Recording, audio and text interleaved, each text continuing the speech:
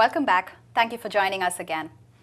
So Sunil, with all the spate of diplomatic talks that were going on, our PM Manmohan Singh made it very clear that his stance on terrorism again remains unchanged. He doesn't want any deterring on that approach, and he says that there has to be no exceptions. We have to meet terrorism head on and fight it on all fronts. Right. This was during the, he was addressing the United Nations General Assembly in New York, and he spoke about this very extensively. And on the continued threat posed by terrorism, Singh referred to the assassination of the head of the Peace Council, that was Afghan Peace Council, Mr. Rabbani, and he said it was a chilling reminder about the designs of the enemies of peace. And it is this kind of terrorism that we have to counteract with very staunch measures. I'm glad it's in continuation with what we covered last week when Ambassador Hardeep maintained the same position on one of the biggest issues the world is facing, the global terrorism. On the other hand, this time coming very, very clearly, the Secretary of State for US, Mrs. Hillary Clinton, took on the Pakistani Foreign Minister Hina Rabbani Kar very firmly. Right. And she said she does not appreciate the Pakistan's duplicitous role in tackling the terror. They had a long 3.5-hour meeting, and some of the people who were attending were very, very particular that the issue of counterterrorism, and particularly the issue of Haqqani network, which is a headache. For the September 13, they were responsible for the September 13 terrorist attacks. Right. So they were very clear this was the opening part of the agenda, and that was the ending part of the agenda. Right. Not only she talked about this, she was very clear that Pakistan administration needs to clamp down on Lashkar-e-Tauba, who was responsible, of course, for the big attack on Mumbai in November 2000, right. In 26/11, as it is called. And I think I like it. I really like it that she took a stand and made it very clear that the administration has to clamp down on this organization and the ones which are associated with similar activities. Well, notwithstanding the fact that Ms. Hina Rabbani Khan was already very upset about Mike Mullen's public assassination of the ISI. Right. Right? This happened despite that. It had to happen. So now again, while they're all taking a common stand on this, we have a very firm note from the United States Congressman, Lloyd Ted Poe, as he's called Ted, and he was hosted by the National Indian American Coalition organized. They had a reception fundraiser for him in Houston, and he's the one who has introduced the HR 1699 to cut aid to this administration until they meet the conditions of going after the terrorist organizations. And he was kind of almost on the edge of a humor, and he's saying, I don't understand why we pay them to hate us, because they hate us anyway for free, so why do we have to give the money? And honestly, he was actually referring to the $2 billion which Pakistan gets as a foreign aid, and another $2 billion in military aid, that's right, every year, and it never lands in the right hands. It's going into the wrong people and their hands. So he said, look, he was again humorous about, I don't think US has a bad relationship with India because it has no relationship. So it's a sad state of affairs that, of course, India continues to build, and so is now Ms. Rabbani's trip from Pakistan going to help. So the positivity will help, but America is still, I think, miles away from looking at us or the subcontinent from any other reason but for their strategic presence. And I guess they say they don't even discuss about this much until, of course, recently now. So I think, Nitya, very interesting week, like you said. And at the tail end of it, we all look forward to something. Every time the Prime Minister of India has come in, and we have had a meeting, actually it's like a reception which is thrown in his honor by the Indian Americans in the community. It's said that it's by Indian American community. Actually, it is by the Indian embassy in Washington, D.C. in conjunction with the Indian consulate in New York. And the Prime Minister meets the community, and of course everybody knows Dr. Singh has a very soft corner for non-resident. The Indian Americans over here. But this time, considering the situation that he has got in his hand back home, he cancelled it. In fact, he had a extra day before he left. He had a Sunday. Yeah, absolutely. He had a Sunday in his hand, which he chose still not to take it because there were other reasons. and they kind of said Was it because of the Anna Hazare movement that happened back home and the anti-graft movements? Did that have anything to do with it? Of course. Not only that, but that's now kind of behind us. India's problems are coming every day. Every day there is a new issue coming up. And in this case, it had more to do with the situation that he's facing with the fight between the two top ministers. Right. There is a Home Minister, Mr. Chidambaram, who has been pulled into the 2G scam.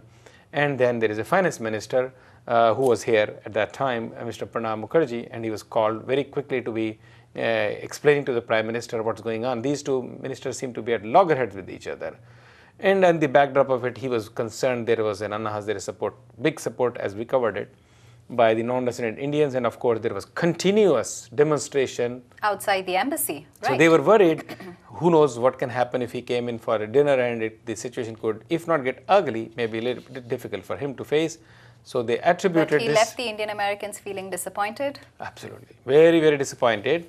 And it was funny to know that they connected this with the new ambassador, Nirupama Rao, who has come in, and that she may not be prepared to pull it off in 1 week.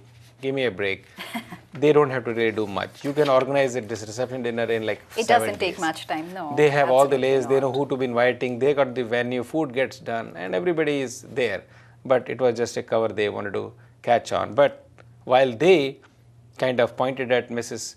Nirupama Rao, the ambassador, or kind of made her a scapegoat that her newly arrived situation does not allow the Indian government to host a dinner, but she was very well received for an event that was hosted to receive the welcome reception in the Washington DC. Right. And she's a wonderful person, let me tell you.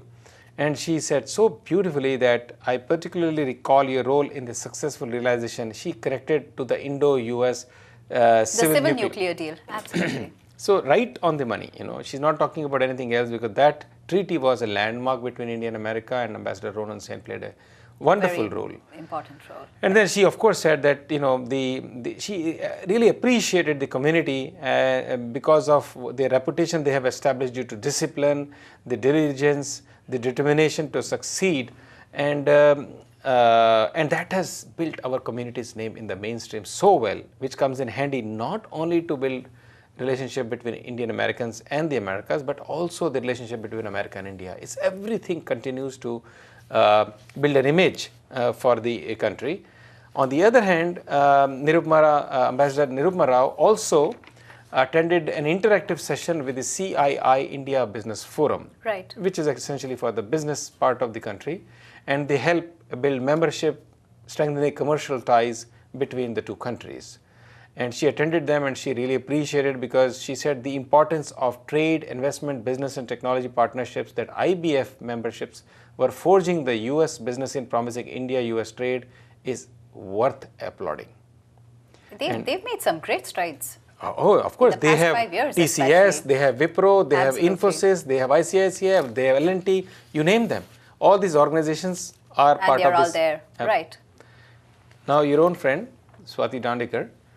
Oh yeah, she quit the Iowa Senate. Yeah, she has been there for last almost, I think, 1 decade. She was the Iowa House of Representatives in 2002. Yeah, and she was up for re-election though. Yeah, and she was then the elected senator from 2008, and obviously coming up for the new. But it seems that she may be moving out of the political position, even though she's not really a politician, but she's been given a very good position of a director at the utilities to serve as one of the 3 powerful directors in the Iowa board. And it's all utilities. Yeah, it's power, says, look, water, cable, telephone lines, power transmission, and the board is responsible for regulating all of these industries. This is the backbone for any community. Absolutely. And then it's a full-time job and a huge responsibility for her. And she says, look, my governor called me and asked me to take on this position, so it's more important for me to take on this position than to be sticking to my political position, which was actually good. So it's a good move for her. And it calls for a lot of travel to a lot of places in Iowa, and she wanted to do her job justice. Right. Yeah. On the sidelines, India's Minister Anand Sharma took up very strongly with the US government on the very Visa high rate of rejection. rejection of visas. You know, Right. I have personally known recently anybody I talked to, groups and groups were being rejected. Of course, anyway, H1 quota, which used to be up for grabs and would finish within no time, this time is not even The half. uptick was very slow this year. It is not even half full. Right. And he talked about the totalization agreement, which is about the dual taxation of the social security for the people who come from India to America and to work here, and they have to pay taxes here and they have to pay taxes there. So I like that they took it up as a position, because very high time that US government does not come so strong on the people applying for visa, especially the professionals. We need the They exchange need of that free movement, absolutely. Exactly. You know, you get the professionals from India to America or America to India, or for that matter, any country. Anywhere. You know, Any they could of be the from developing Pakistan, countries. it could be from Right. Japan, it could be anywhere. A professional is only going to make life better. And We are talking contribute. about economic development and we are talking about bringing down barriers. This happens to be the biggest barrier. Yes, it is the gate, and if you don't cross the gate, you're not going anywhere from here. Right. So, I think it was a nice move by Anand Sharma that he took it up, and he's quite a strong person. And then We your own, have the Bank of India. And And yeah. can you believe that it celebrated the 106th year? yes, it is the oldest bank. Oldest bank, absolutely the oldest bank to have any foreign branch. And I think, September 7, it's- 1906. Right.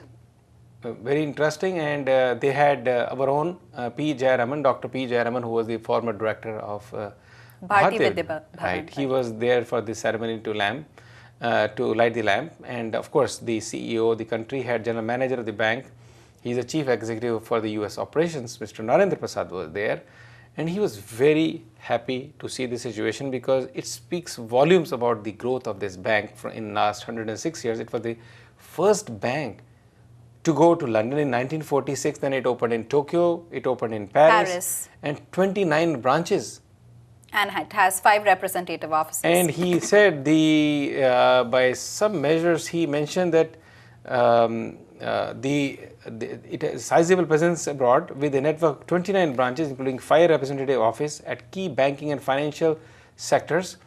He said the 18% of the total bank's business comes from overseas. And of course, the NRIs have been very significant in business, bilateral business banking, Very remittances. significant contributors. So he Right. thinks that India has a big role to play in the financial sector. India is of course the second fastest growing economy. We continue to say week after week after week, in sometimes many stories in the same week. And it has to sustain a growth which is bound to happen, and banks have to play a significant role. They do. They play a very important role in helping maintain and grow. Right. Right? And Nitya, what You is think your next story? I don't have time to move on to the next story, Sunil, because we have yet another break coming up for us.